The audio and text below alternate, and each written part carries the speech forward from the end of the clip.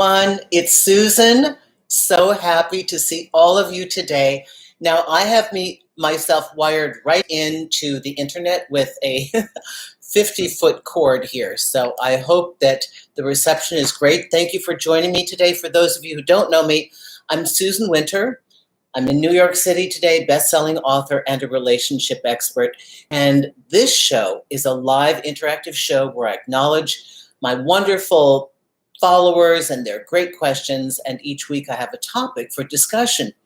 Today's topic, I have to give a huge round of applause to Amanda M. from Brazil. Amanda, yay! Whee! Thank goodness Nika's not here. That sounds like when I throw the ball. But this is great because it's actually piggybacked on the last video that I did. Today's discussion is all about trust. Can you trust them? Should you trust them? Should we trust in general? How do we apply trust? What are the pros? What are the cons? You know, you can either choose to trust or not. Is it better that you don't? And especially, what about new relationships? Amanda M., I always trust my partner by default. That is, until he proves me wrong. Okay, so I personally kind of like that as well.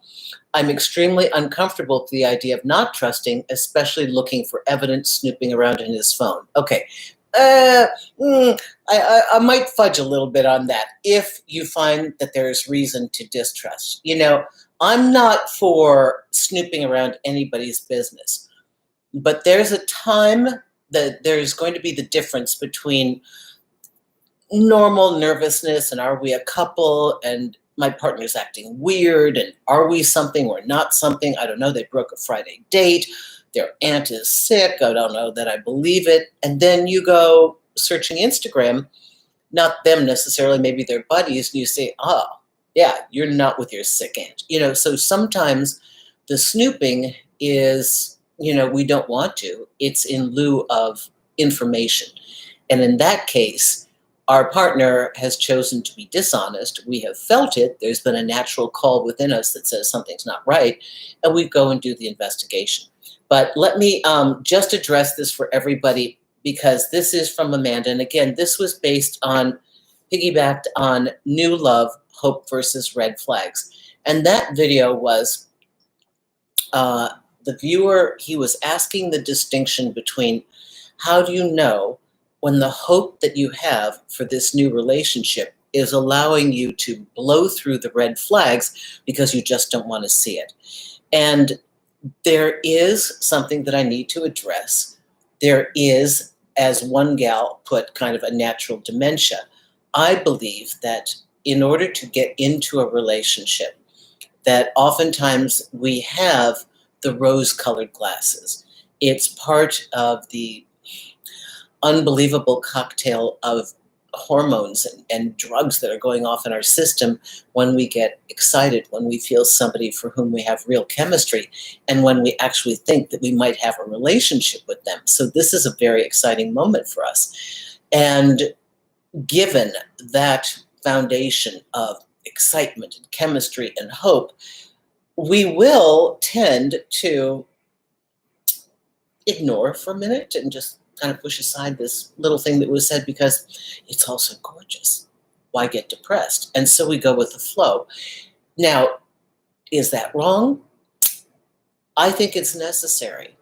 You know, if everybody entered a relationship, well, they wouldn't, but imagine you enter a relationship and you can't imagine that 5 years later, your wife has left you, taken the kids, you know, you come home one night, everybody's gone, then you've got a note. I mean, horrible things happen. Relationships dissolve. There is, you know, we do our best, but we are working with a very volatile substance. Another person. People go nuts. People get reactive. People have influences around them that cloud their judgment. People get on a tangent. People read something, absorb something, they change. And that's why it's really incumbent upon us to factor that growth into our relationship as well as a safe place for honesty. But let's talk about how you all feel about trusting. Should you trust by default. Here is Amanda's suggestion. And again, Amanda from Brazil. Ciao, baby. Thank you so much. Amanda writes, Susan, you are so on point. And that's referring to the last video, right? I love your content. You always give the best advice. Mind if I give you an idea for a future video? How to trust a new partner by default until proven wrong. And at the same time, keep expectations at a minimum. I cannot seem to figure this out. To me, trusting until proven wrong carries a certain realm of expectation with it. And keeping expectations very low makes it hard for me to trust. I end up trusting by default, but then expecting more than I should from the person that I'm with, and subsequently feeling let down, which erodes trust. Now, everything, and I see your super chat. Hang on just a minute. Let me finish this. Thank you, everyone, for being so gracious here. Tina, hang on just a minute, my dear. I'm going to get to you. So here's the wrench in this for me, Amanda. Everything was good with the first sentence. Should we trust by default? I think we have to allow for a certain room for error in the beginning of a relationship. There is what I call the distancing dance. There's our ego is on the line. We don't know if this person likes us. We're not sure if they're telling the truth. We might have come out of something where somebody put us in a tailspin, and now we're on heightened alert, but we're hopeful and we want it. I also believe to trust by default, but don't lose everything that you've learned. Stay with what you've learned. When you see something, see it, acknowledge it, right? Here's where it gets tricky for you, Amanda. Suddenly then you threw this whole other layer in here about expectations, and worse yet, low expectations. So this is the layer that I think is giving you problems. You have, I think, chosen to trust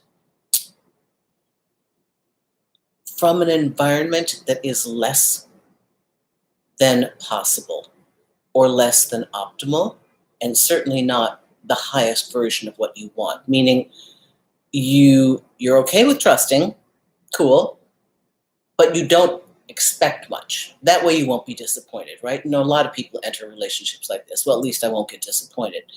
You also won't get the quality of relationship that you want, okay? Here's the funny thing about lowering our expectations. Trust me, because I did this and I've got videos on it. So you all know I dated bad boys for 6 years straight. Had nothing to share with you all. Long-term relationships, loving partners, got nothing to say about it. Nothing. Nothing that you need to know in the modern world.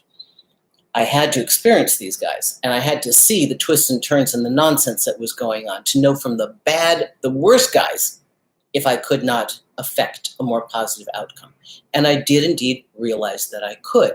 And from these guys, I learned that we must show up as our higher self, independent of the minimal design. Meaning, you've got a person that you don't know what they are capable of. But if you go to yourself, well, you know, I don't know them very well, so I'll just expect to maybe see them once a week and maybe they won't cheat on me. A funny thing happens. The more you lower the bar of what you want, which is, whether you know it or not, your expectation, you lower it, they don't fulfill that. So you go and lower it again and you ask for less. So basically what I'm talking about is the shrinking of the pie. You start with going, okay, the pie, maybe I can't get the whole pie, so I'm going to get a little piece. Okay, I'll ask for a slice. They don't give you a slice. You're like, well, maybe that's too much. Maybe given the climate today in dating, I should just ask for a piece of the slice. And they will continue to disappoint you. So what happens is you keep lowering your standards, lowering your expectations, and then you are at rock bottom with nothing, and nothing that you've wanted. I would do it differently, Amanda, and everybody else here, and I'm happy to answer all of your questions, but the finesse in this situation looks like this. You enter an unknown situation with a person to whom you feel chemistry and attraction. The best practice is to build a foundation of honest communication and trust. Understanding that they'll do some weird things in the beginning and give them some leeway for it. When you enter a new relationship, you don't know that they're not done with somebody else. They may have somebody lingering that they didn't pay attention to for a long time because it wasn't necessary. And you know what? Once they start paying attention to you, sure as you, that person is going to feel the absence of attention come wandering back into their life. And maybe the weekend that they were supposed to see you, they were busy.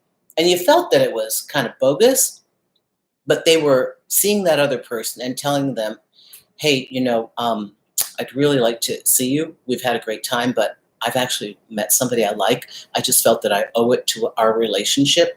So what I'm saying is there are going to be a lot of little bumps along the road of a new relationship. And while you are trusting them, understand that they are clearing up. If they're sincere about really seeing what's here, they are going to clear the path of all the other people that they have. And so they may choose to not say, oh, I'm seeing my ex this weekend, because they know that you're going to go crazy, or maybe they feel like it's too much or too self-revealing or whatever.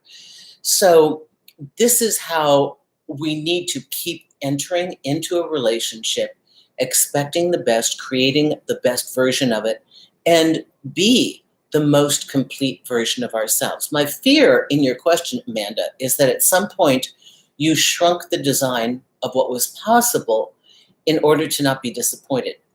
And what happened is you were disappointed because the design was small.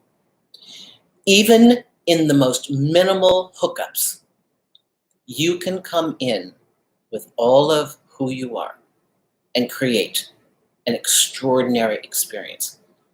I know personally that things that I just meant to do for research became way different, because when I showed up, although I had the research in my mind, I still showed up as Susan. And I couldn't do less. I couldn't be less. I can't be there and not be there. If I'm there, I'm there. And that's the way it is for many of you. So you always worry about pulling yourself back and let me be less and let me amend my personality to what I know of this situation. That's actually the wrong thing. When you shine as the person that you are and shine forward and be all that you can be, that can be the wake-up call to somebody that's just kind of trotting through relationships. Go, whoa, this one's different. Let me just take a look at this. I've never seen anything like this before. I asked my cousin over this weekend, by the way, those of you from Minnesota, I was in Minnesota this weekend. God, what a quality of life. Holy cow. Those people. So many lakes. Oh my gosh. And so much fun. I was on Lake Minnetonka. Oh my goodness. I was bicycling around Lake Cedar Lake and Lake of the Isles for several hours. I mean, it was a fabulous weekend. But I asked my cousin, what was it about his wife? He said, I met her. He said she was honest, straightforward, and just consistent. She gave me clues that she was interested. What she said is what she did. When she said she was something, she was that. He said she just blew everybody out of the water. There was no confusion. She was he said she was amazing. And she's quite a force in business. And, you can do with that what you want. Show up fully. And if you only want it to be a summer fling, that's fine. But at least be all of yourself, because we tend to shrink who we are to match what we assume to be the package. So I hope that I've answered this, Amanda, and thank you so much for this. So Amanda, for you, ask for more so that you can show up and be more. And if you don't get, you're going to be fine. We lower our expectations so we won't get hurt. Ooh, we won't get hurt. You're not going to get hurt. What? You're not. Be all of yourself. Then you never have to wonder, oh my gosh, if I'd shown up differently, could I have had a different outcome? Because you know what? Half the work I do with people is because they haven't played it out and they haven't played a full hand, and they never know. They're halfway through their life and they're pining about the one that got away because they didn't show up fully or they made mistakes and they're not over it. So one reason I always believe in playing it out and doing it full out is that there's, oh wait, it's a kind of blurred. Are there camera issues here, you guys? Hang on. I hope not. Hang on. I hope that's okay.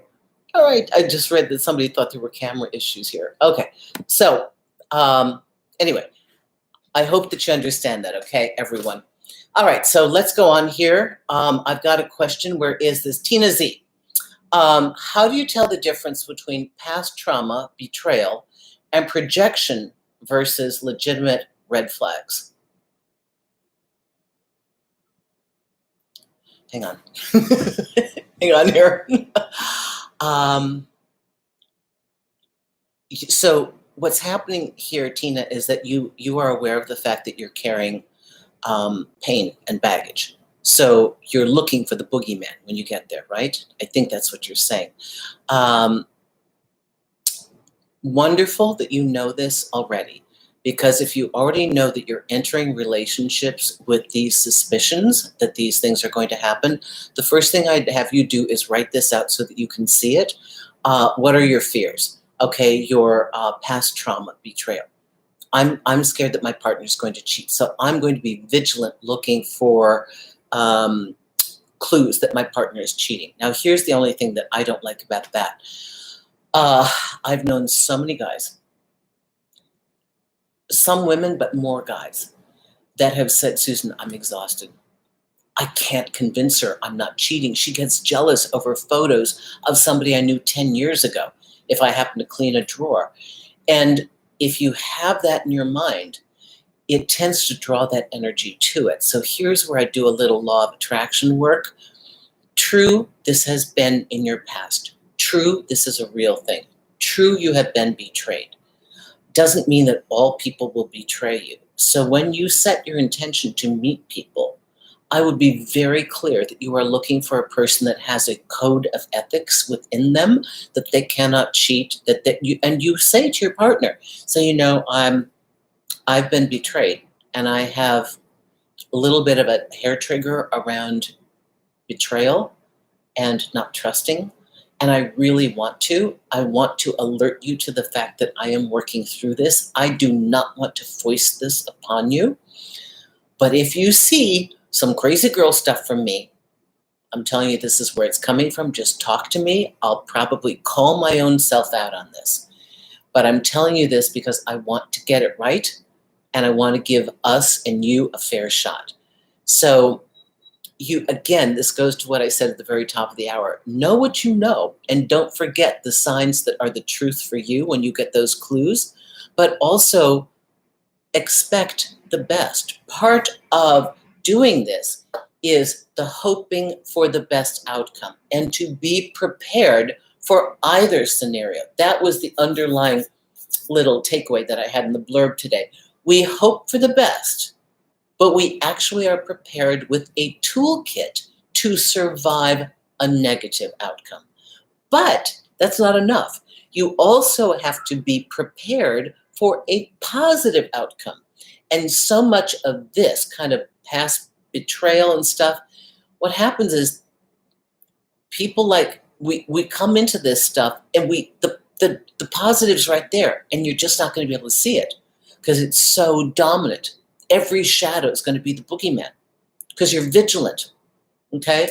So here's where we have to say, okay, I survived this trauma. I know the signs. Even if I'm slow on the draw, I am going to live because I'm still here now. I'm not going to let that past stop me from creating a magnificent future, okay? You don't want that trauma to overshadow everything that you could create. So thank you so much for that, Tina. I do appreciate that. Everyone, hello. Let's see here. Okay. Got everyone. Boundaries, set them and keep them. Amanda M. Susan, let me see if I get this right. If we try to keep expectations very low, we tend not to show up as our highest self and in a sort of way search for symmetry. Yet you just, whether you know it or not, to protect yourself, Amanda, you kind of disallowed the possibility of them being extraordinary because you already set the template in your mind. I'm not going to expect much, which is kind of like saying, I'm going to dally with you, but I know it's not going to work out. So this is why you end up in the same cycle. In order to get a match for the reality, we have to believe it's possible. So if we lower our expectations, we always lower expectations so we won't get hurt. But we've actually got to increase the hopefulness of a positive outcome and see it in our mind and experience it. I remember doing some dates with this kid, and he was so frustrated he couldn't sleep with me. I wasn't feeling it, and I continued to see him, but I said, I'm not going to sleep with you. You're bugging me. Just act normal. Quit being like Rico Suave here. I mean, that's a real turnoff. And he said, where I come from, a bartender, and everybody wants me. I'm like, that's cool, but I can't find you. And then he stopped the nonsense. Stopped it. Just put all that aside. Now, was it a rather insignificant liaison? Yeah. Was it cool? Because I put in my mind, I said, okay, tonight I'd like to experience connection and sweetness and intimacy, independent of what this person has experienced in the past. And I saw it in my mind, and I got it. This is not my forever person. Obviously, they're not here today. But it's times like this when I'm doing my own research with my heart and emotions and my own life that I'm learning that we can indeed have some kind of agency over at least what is possible. So go for the bigger. I hope that helps you. Because if you get the lesser, you already know how to handle that, right? Let's see. Hi, Natalia. Hi, my dear. $5. Okay, Amanda says, thank you, Susan. Excellent, excellent, excellent. Okay, Gwena, thank you. I'm not blurred. Okay, the other person needs to clean their glasses. Thank you. It made me crazy. It's clear here. Thank you, B. Okay, Natalia. I've read this in the morning, a good mantra to have and remind oneself daily. I am a woman to be treasured, not a toy to be played with. That's beautiful. All of us, men, women, we all have value. So I'm going to go in another direction now. And you guys just steer me back with your comments. But so much of the conflict for me coming into this modern dating world from my generation of knowing committed relationships and guys that want to marry. That was what one did. And evidently, I reeked marriage material. For whatever reason, I determined never to cook, never wanted marriage, didn't want kids, wanted a fabulous love affair. But in my mind, I guess it would have been called like a co-partnership, like one of these, like a power couple, but not necessarily like in business, maybe in just purpose. But we didn't have those words back then. But I wanted a partner where we could develop who we were together and be somebody of purpose here, right? So I find that in this new realm of disposables, throwaway plastic, thank you, world, ocean, throwaway plastics, disposable razor blades. Everybody's disposable. It's like hit and run and throw away. Hit and run and throw away. And the upshot of all that, as I see it, is so many wounded people. And ladies, you've had a really daunting task. Most of the young millennials that I work with have been absorbing an underlying fundamental message that says, play sexually, but retract emotionally.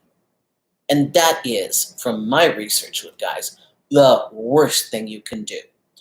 To kill your emotions, to kill your spirit, to pull yourself away and throw a body in the bed and go on autopilot and say, okay, I'm modern.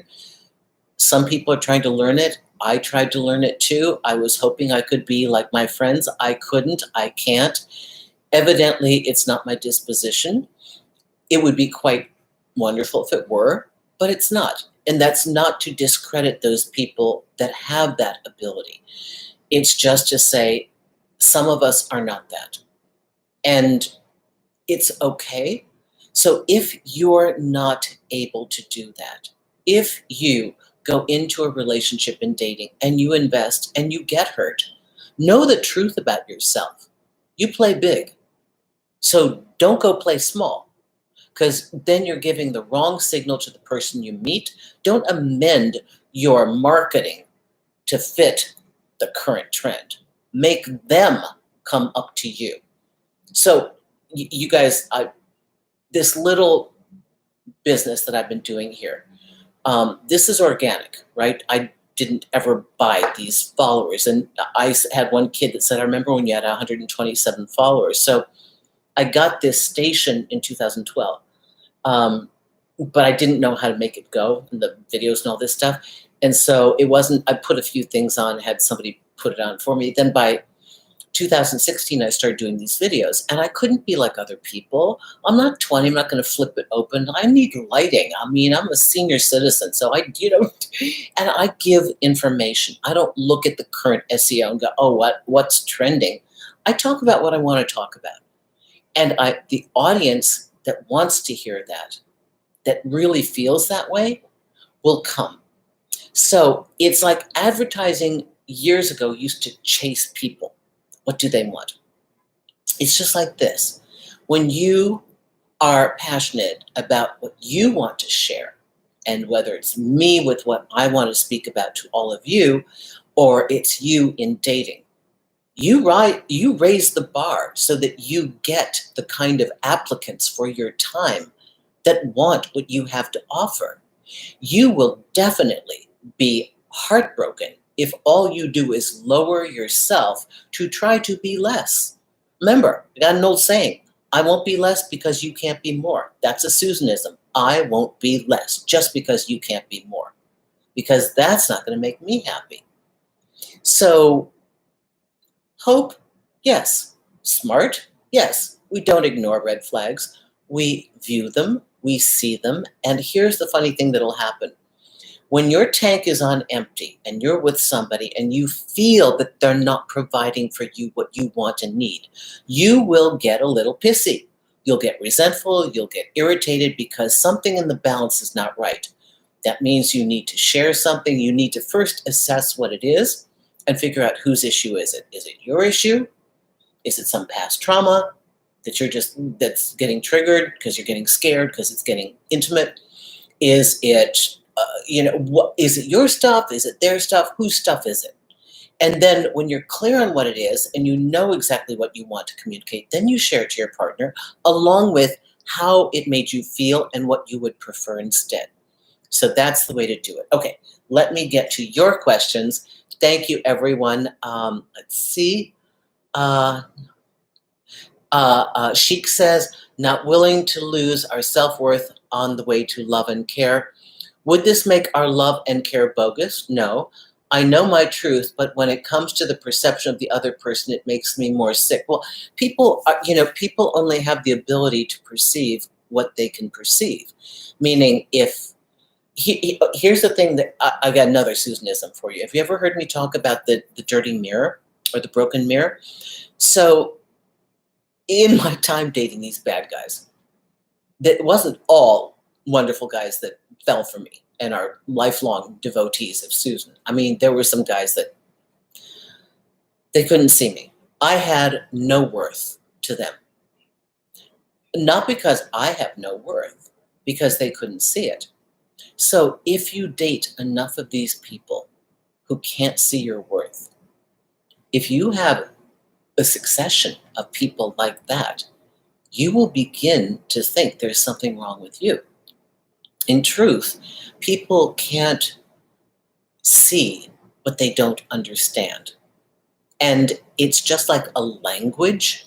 Every strata of society has a language and a way in which they relate to each other. So you're speaking a language, or for those of you that do LOA, you're vibrating on a level that they can't discern who you are. So you may come across as appearing to not have value because they can't see you. Okay? So Onward to any other questions you may have, not to be negative, but as positive wisdom. Okay, that's correct. Let's see, were there any other questions? Oh, Joshua, hi, $2. Tips on asking someone if they're gay in real life. Wow. Jeez.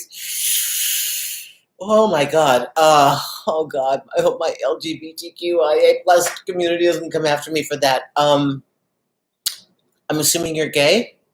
If you're straight, it's kind of like not cool. But if you are gay, if you are gay and you don't know, and you have no way of knowing, and you're interested in that person, you could do it this way. Gee, you know what? Do they know that you're gay? Okay? Because if they sense that you're gay, say, God, if you weren't straight, I'd ask you out on a date today. Then they have you've already covered the fact that, say you're fabulous. If you weren't straight, I'm sure I'd ask you on a date, but otherwise we can be good friends. So that way it kind of covers it if they're straight, and if they're gay, here's their chance to counter and say to you, well, actually, I am gay. And then they can say, but I have a partner, or they can say, sounds interesting, let's talk, okay? I don't know that there's I'd love to have someone who's gay. I'd love to have your opinion on this if you want to chime in, okay? Amanda M, love it, Susan, thank you. You are the best, okay? Everybody's good here. Natalia says, I think staying true to oneself and lead by example is very important in setting standards and boundaries. Yes, yes. Feminine energy is hard to come by these days because somebody choose to be convenient, not chasing. Got it. Okay, now you're all talking to each other. I see this. Very good. Okay, let's see if they're super chat. Okay, we got that. Thank you so much, Gwyneth. My gay friend says gay people usually keep eye contact a little bit longer than straight people. Yeah, I suppose man to man, there's not, or woman to woman. I just did an interview with Elite Daily where it was how to tell if a person likes you, and it was when you catch a person staring at you. So and I remember my quote, something like, when a person holds your gaze longer than is normal, like just a passing glance, when it's really they're holding your gaze, they're trying to create a connection. And that's a good indicator. And I really thank you for that. That's fantastic. So we understand what's going on here, okay? That's a good way to ask Susan. I'm gay. That sounds a bit intimidating. Okay, Muni, please tell me what you'd like instead, because I need your help on this, okay? Sounds a bit intimidating. How would you like it? Sometimes the easiest thing is, instead of putting the other person on the spot, another method is to just say what you are. I like this in communicating. Like, I don't like to say to a guy like, oh, gee, what are you looking for in a relationship? I prefer to lead with what I'm looking for, and I know everybody's different. There are ladies who don't want to do that. They're like, oh, no, I don't want to tell them. They're going to tell me what I want to hear. That's my style. But you will all find your own style. So sometimes it's good to just say what we are. Like, there's a club up the street here. I was at Rise the other night, or mention a club that if the person is gay, they'll know. I mean, work it into the conversation, maybe for you to say what you are, and then let them respond or not as they see fit. Okay? Perlovi, 50. Thank you so much. Hi, Susan. I fell in love with a guy who doesn't want me. Oh. He's scared of being in a relationship, but he is happy with me. I don't want to go, but it makes me sad.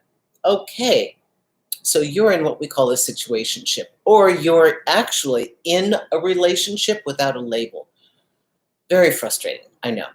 There have been so many cases over the last 3 to 4 years that I've worked on here, super chats, requests that come through for videos and clients where there is definitely an ongoing sexual relationship. And more times than not, there is sexual exclusivity. Yet, one partner refuses to give the label, refuses, and is very much hampered by, like, I don't do labels, which is all about, I'm concerned about responsibility, I don't want to be responsible for your happiness, or I just don't want to hear your crap.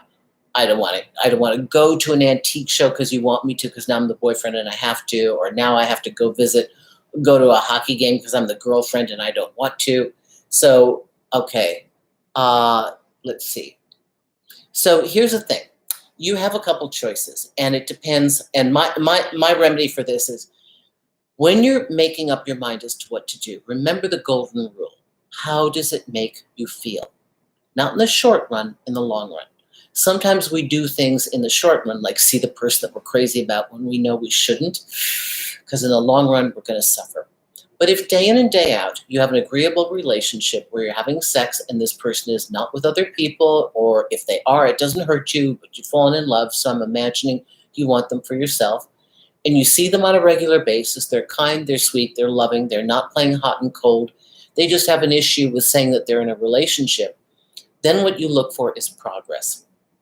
Sometimes these people back themselves into a relationship. The guy that my girlfriend's living with, he was living with her for 6 months and finally called her his girlfriend. But before then, I'm like, dude, you live with this woman. What, you can't, because I don't do labels. What is that? I'm living with you. I'm monogamous, but I don't do labels. It's like, that's so insane. We just have to get over ourselves, okay? Remember, people aren't thinking this through. You get to do that relationship the way you want. And girlfriend means girlfriend by your terms, not her terms or their terms. And boyfriend means partner by my terms. And relationship is what the two of you decide it's going to be together. So that's the way to do it. And if day in and day out you're happy, that's good. If what you've got is causing you misery and you can't get to the other side of it, then you've got to really think of the price, okay? And thank you so much for this, okay? Let's see, let's go on. What do we have here? Oh, goodness, Gwena, thank you so much. This one I didn't know. Thanks for telling me. As a part of the LGBTQIA community, I can say that your advice to Joshua is spot on, at least as it is in this part of the world, the UK. Oh, thank you, God. Okay, sometimes I get into territory that's not 100% mine. Oh, my God. Well, wow. Gwyneth, happy Pride Month here, at least in the US. Thank you. Okay. Susan, you are a miracle relationship worker. Thank you for all you do. Jared, I love that. Terry, that was me. He didn't want labels. Wow. Okay. Zuza. Hello. Zuza, we've worked together before. $5. My friend Pierre died of COVID. Oh, God. Or became permanently disabled. I lost most of my support system. I'm recovering from grief. I want to date, but should I?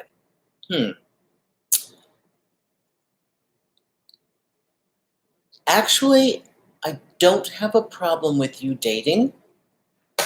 Let me put it, you do what you want.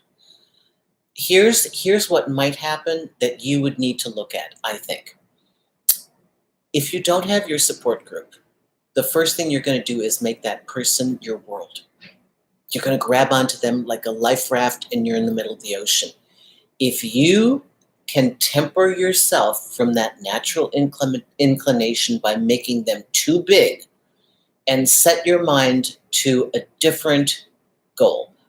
I would set your mind to, I want to date, but I want to date the most honorable, wonderful, ethical, kind, happy person. I want to date a person that's really going to make my life the sunshine.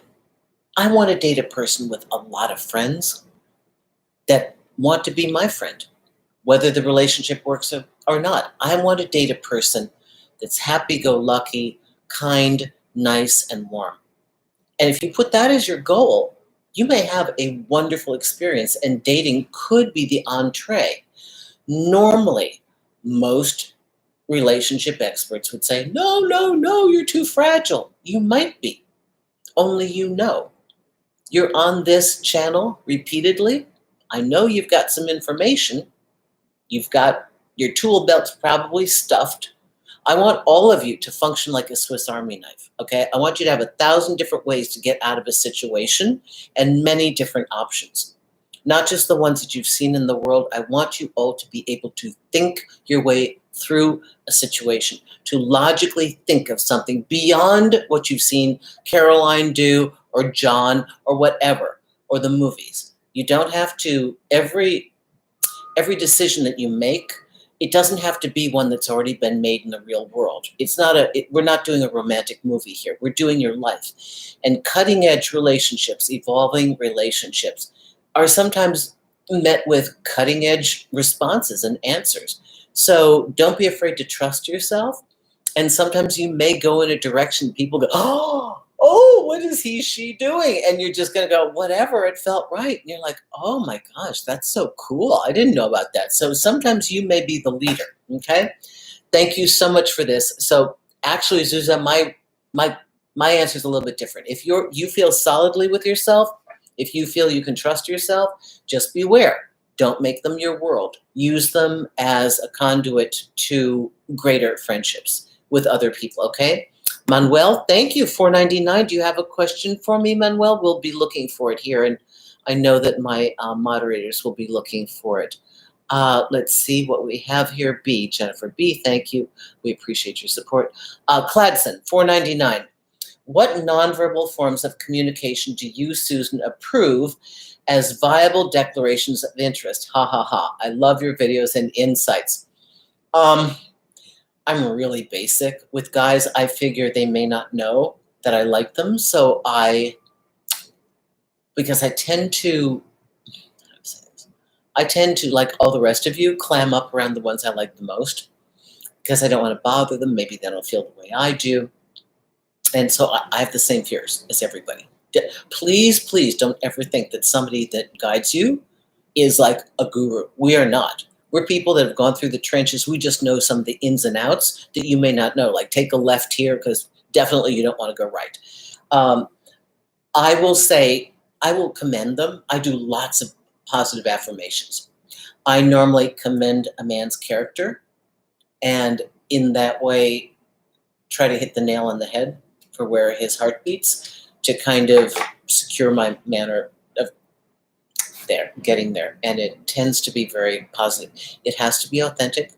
It has to be real.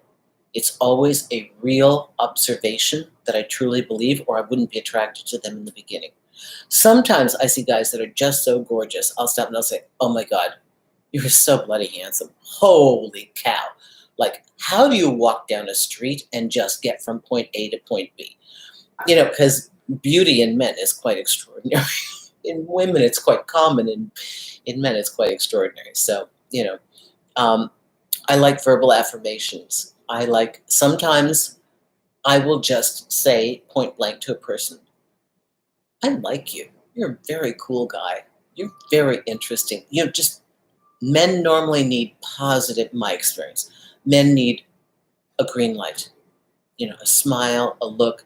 Some guys are so full of themselves, it takes very little. You look across the room, they're sure you're looking at them, right? So that's what I would do. But you've got to find your own best way. I think, Cladson, I can hardly see your picture. I think you look like a guy, so I'm thinking that what you're saying here, I think, and forgive me if I'm wrong, I don't know how you identify it, but if you, nonverbal forms, I don't do that many nonverbal forms, actually. I don't. Well, one thing, okay, you said nonverbal. Eye contact, we mentioned that once earlier today. Eye contact and smiling, okay? Smiling and paying attention to somebody. And I'm sorry, because I'm not that good with this. I'm very verbal, all right? But that's where I would go. And when somebody speaks, if they're in a group with you, seem attentive and interested in what they're saying. I think all people like that. Thank you so much for this. Natalia, $3. There's more stuff. Do we have a question? Thank you, thank you, thank you. Let's see. Manuel B, write your question. Okay, that's right. Okay, Manuel, if you have a question. Oh, I think you're amazing. I'm gay and dating an older, more experienced, hang on, charming, talkative guy, and I am the opposite, and that makes me a little insecure. How to handle his personality and trust him. Okay, so you're the balance, right? That's cool. He could have chosen somebody like himself, but then he doesn't get to be the star of the stage. I was just with a couple last night. One guy is like charisma, I'm charisma, and the other guy is the very behind the scenes working partner that's letting his partner shine. And you've probably struck a balance. I have a feeling that your partner, this engaging, this much personality, wouldn't show well with a partner of the same type. Because now, whose turn is it to shine, right? Whose turn is it to talk? So rather than looking at this as a deficit, I would look at it as a positive. And by the way, not for nothing, you're younger. That's worth a lot. It is. Come on. You're worth, and you're not supposed to know all that he has. And why should it make you insecure? That's the charm that made you fall for him. It can't be a bad thing now. So you should be patting yourself on the shoulder, because as far as the way I'm reading this, Manuel, you're dating an older, more experienced, charming, talkative guy. And he's got a personality. So what you're saying is, I'm afraid that he's got so much to offer, I can't possibly fulfill him. I think that's underneath all of this. And can I guarantee you that that's not true? I don't know. And you won't know. You have to play this one out.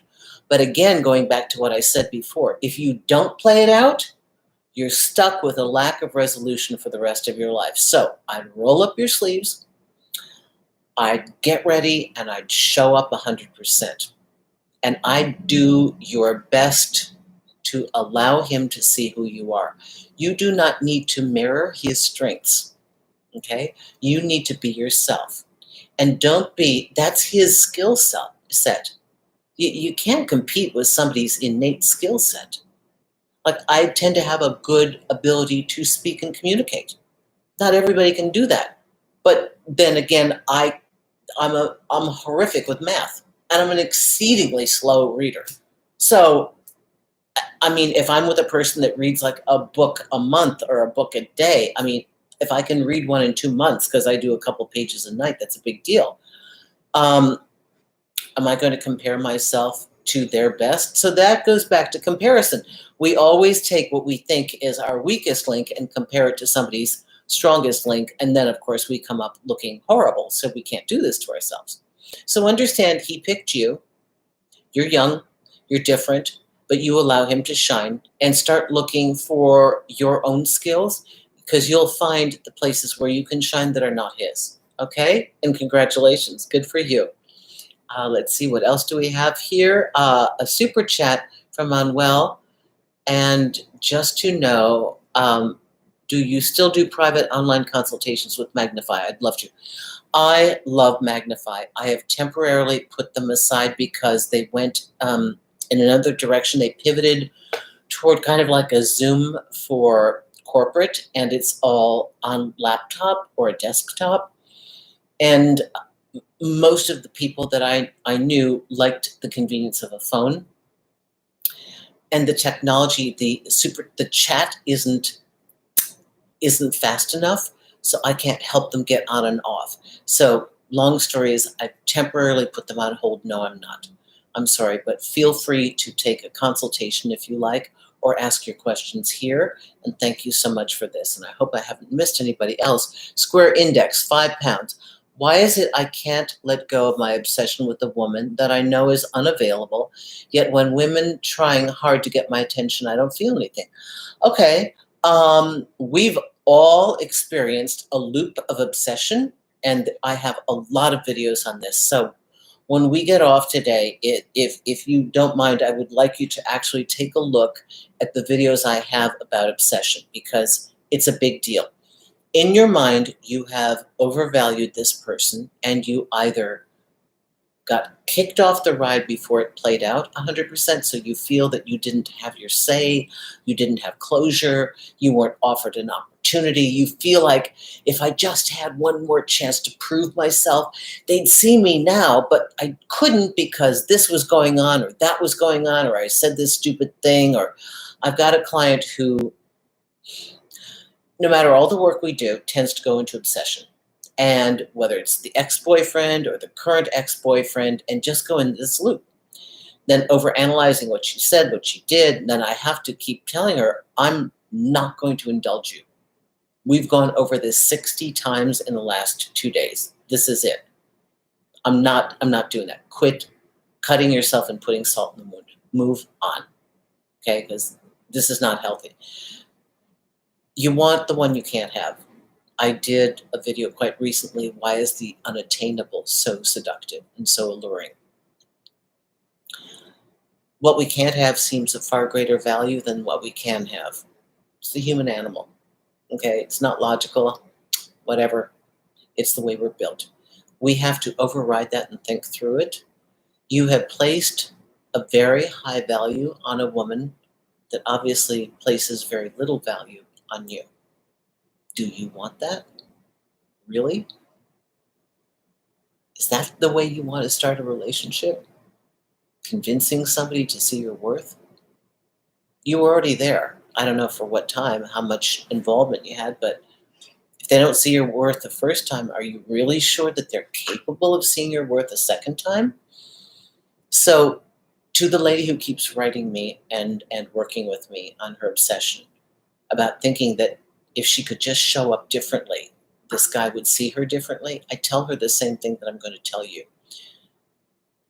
Inherently, I feel from this that that person does not have the capacity to see who you are. Or they would have, and you wouldn't be writing this. They met you, they saw you, they had sex with you, they didn't have sex with you, they talked to you, but it wasn't there. So this is why you move on. You've made them the goal because you can't have them. It's a big goal. It is, whether you know it or not, a way to procrastinate. It's a way to spin your wheels and feel like you're doing something. Just saying. There's always a payoff, even if we don't see it. And I remember somebody telling me that years ago. I'm like, this isn't a payoff. I didn't want misery. It was a much bigger payoff. It wasn't like, oh, my payoff is that I get to hurt. No, that doesn't make any sense. My payoff was I was trying to do non-traditional relationships, and I was actually doing them. So then I was upset when they didn't look like a traditional, loving, romantic relationship where the boyfriend has certain expectations. I was trying to be modern, and then I was disappointed because I didn't have all the skills I have today. Didn't quite know how to do it. So anyway, I would just ask you to take a look at, write out at the bottom of all of this, what do I really, really, really want? Getting this person's love and attention, what's that going to do for me? Am I going to now be okay? Will I be worth something because they want me? A lot of this is ego wrapped up in looking like noble love that's unrequited. This is not to punish you. This is not to hurt you. This is to help you, give you a hand to get out of the ditch, okay? So do some work on that. And please, I got a ton of videos on this. You've over-evaluated this person, and it has made you devalue yourself, okay? Thank you, Square Index. I bet I've missed somebody else here. No? Jonathan Asla, you're still here? Hi, hon. Let's see. Natalia, we saw this. Oh, Sister Anastasia. 15, I missed this, I'm sorry. Hello, dear Susan. How do we hire our expectations without appearing controlling, difficult? P.S. Hope you had a good time in Minnesota. I had a blast. I didn't look at social media. I had Lauren doing it. I didn't open up my computer. Okay, maybe. maybe 20 minutes on Saturday, I answered emails. My favorite time is just being present in the moment. So thank you. I enjoyed it. So how do we raise our expectations without appearing controlling, difficult? Well, you do it in your head. It's not like you walk in, you go, by the way, I expect you to do this, this, and this. You raise the expectations for the quality of interaction that you want, the quality of a relationship you want. So when you see somebody giving you less, you've got two questions to ask yourself. One, am I asking them to do something they don't innately do and is out of their wheelhouse? Is there something, is like showing up completely something they don't even know? I remember telling a girl that I knew once, this lady, and I said, I just need you to be real with me. And the most frightening answer was, I don't know what you mean. I am being real. She was posing and posturing and telling stories and telling lies to look bigger than she was. And it's like, I'm not dating you, so I don't care. You can tell me, because she was making inconsistencies and I'd catch her on certain things. Oh, the chauffeur picked me up and took me to here and there, and he thought I was amazing. And it's like, quit lying. I'm cool with the fact that you're normal. Okay, you're healthy. Some you win some, you lose some. So what we want to do is raise the vibration of what we want. I can tell you how I like to present it, and please, everyone understand this is. Wait, sorry, I could tell it was coming. I can only tell you the way I'm comfortable doing it. It's your job to find out how you are comfortable. So you don't have to be me. You have to find a way. Here's what I say. I will often reveal to the person my dream relationship, like what I'm looking for in a partnership. And I will paint the picture as though I work in a Madison Avenue advertising agency, the beauty, the excitement, and I'll tell them what I'd like to create. Now, if their eyes glaze over and they're like, yeah, whatever, am I going to go home with her tonight or not? Then, they're not the right audience. If they get excited about it too, and genuinely, then, so I do a lot of talking. That's me. I try and set the stage, put in the right furniture, give it the right lighting, put the right title on the play that we're going to play together here so that they're not confused. That's what I try to do. Come in. I think it's Nika. Is it Nika? Today. I'm like, can you give me 15 minutes until I finish up with all of you? Okay, so sister, thank you so much for this. I hope I answered your question. Okay, Cladson, let me see, did I miss anything? Zuza, I think, okay, Prince Doza, the 5 pounds, thank you so much. Oh, Prince, any way to get around the issue of a younger guy dating an older woman, but embarrassed that her son is older than me? I should have known you 20 years ago. It happened to me a few times. I don't want a lady to feel old dating me. Listen, she's going to make up her mind whether she wants to date you or not. It's going to be too much or not too much. And you would not be the first, by the way. When we were first writing Older Women, Younger Men, we thought, oh my God, we can't find anybody. We couldn't put a notification in to let people know that we wanted to interview. We had to instead go through channels because we didn't want to alert anybody. We were the first ones out with a book like this, pre-Cougars. And so, don't you know, my plumber in this rural area of New Jersey, his mother was dating a guy where the plumber was older than the guy his mother was dating. So in essence, the same story. Just try to feel normal about it. If you bring your stuff into the relationship, whether it's an age insecurity or anything else, your partner is going to respond to that. What we're trying to do is get you to be comfortable with who you are so that when you walk into a relationship, it's one less thing to worry about. Okay? And I do appreciate that. That's really lovely. Thank you for that. And sometimes you can't control how she's going to feel. Okay, Per Lovey. Okay, we've read this. I hope I didn't miss anybody. Tell the difference between, I hope everybody, this is good, and I hope you stayed with me. Okay, I think I did everything, ladies. I'm going to ask my ladies to help me. If I missed something, I'm going to look for your arrows. Okay, so on to this. Thank you for bearing with me while I had the contractors out there.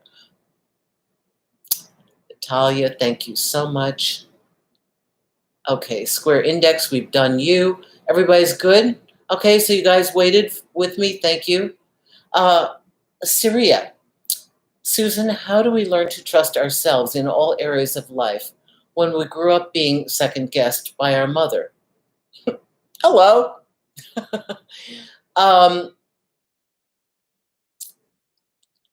So this is a deeper spiritual and evolutionary question. So the family that we are given is oftentimes very purposeful in the sense that who you are today has been carved and molded by who they were as well as who they were not. If you come forward in this life and you're saying to me, how can I trust myself because I was always second guessed by my mother? Then you are just revealing one of your great soul purposes. Remember, your soul purpose, you guys don't need to go and pay thousands of dollars and go up to a mountain and write. It's simple. You can do it in a couple minutes. Where's my pain? Where's the correction? That's my message. I hate that these people do this stuff to you. So you look at this and you say, wow, trusting yourself is one of your all-time important achievements. Now, when you really trust yourself, guess what? Other people trust you. I never trusted myself to have the right answers because everyone around me had a different answer. So I stayed quiet. I thought I must be wrong. They're all in harmony. And if you've read Allowing Magnificence, you'll hear the whole story of that. And that's really good for this kind of a challenge. So I am actually tooting my own horn about a book that I have. And I don't do that very often, but you're going to hear the whole story about that because one chapter is called Last Card in the Deck. And it's like the 52nd card was to trust myself. I'd listened to everybody, followed all these different doctrines, tried to figure out my way.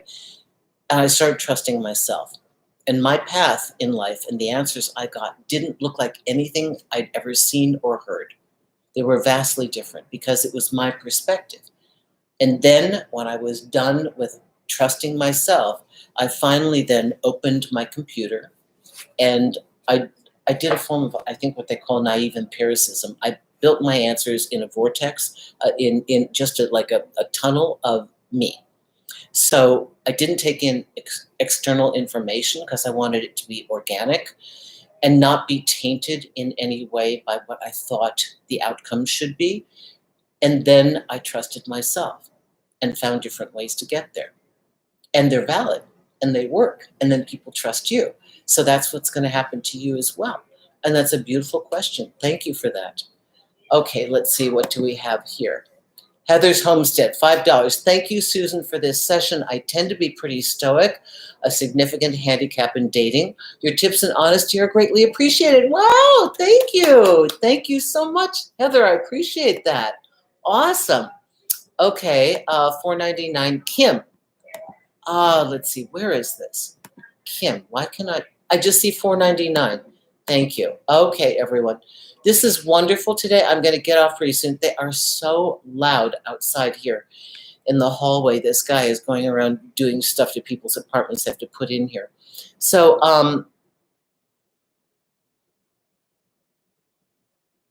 okay, you're all talking to each other. So, everyone, this has been a wonderful session. Wendy, you're so amazing. Drop the mic. Wendy Williams. Is that our Wendy Williams? Love Wendy Williams. I see her at Core Club, and I've never wanted to bother her just to go over to tell her I think she's great. Okay, Super Chat. I think we're good now, everybody. Have we done everybody? I think we are done. Thank you for making me trust myself again, Miss Susan. Papinakolue. Papinakolu? Sorry. Papi. Papinakulo? Papiculo? Papi, thank you so much. So here's what we talked about today, just to wrap it up.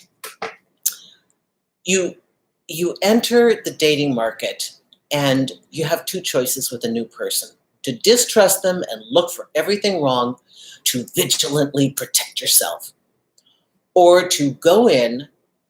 When I say trust, I mean positive expectations which will affect their behavior and the outcome. This is basic metaphysics, okay? So you're going in with the positive. You're not going to put on blinders, but you know that there's some back and forth. It's a little weird in the beginning. And in relationships, we do give people the benefit of a doubt. However, we are not foolish, and we do not forget everything that we have learned and the lessons that were hard earned, right? That's what we're looking for. But we just don't want to close the door to something that could be wonderful.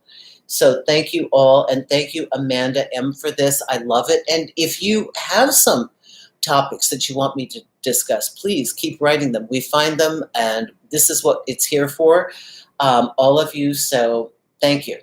I do appreciate this. Just so you know, my website, susanwinter.net. Please sign into the newsletter so you can hear from me once a month. I don't bother you. I have a couple big things coming up that I'm going to tell you about and opportunities. And then the consultation. I work in 45-minute sections in an hour for Love a la carte, and then you can work with me here in New York in person if you like. That's the A Day with Susan. All right, I see one more thing here. Let's see. I followed up your videos. I followed your videos since my breakup last year, and I truly learned a lot. Hence, making me trust myself again. Thank you, puppy. Thank you, thank you, thank you. Just love this. This is beautiful. I really, really, really appreciate this. This is fantastic, everyone. You're doing such a great job. Nobody said this stuff is easy, but we're going to be smart. You know what I'm saying? Trust that you're going to tuck and roll. Not everything is going to be a win, but the most courageous people and the strongest people are those that, not every champion of a golf tournament or tennis player wins every round, but we come in prepared and we do well, and we have our good days, we have our bad days, but we have a skill set, and that's what we're doing here. We're developing a skill set for resiliency, for different options, that when we run into a wall, what are the best practices? What are different choices? What's going to work for us? What's my truth? What's your truth? How do we say it? How do we communicate? All these things. And so everyone, join me again next week. And if you want to, I'm on Instagram under Susan E. Winter. Thank you, everyone. You're a wonderful, supportive group. Thank you, moderators. Be Ray. Thank you so much, Gwena. Thank you, everyone. Have a wonderful week and trust yourself. Thank you. Bye, everyone.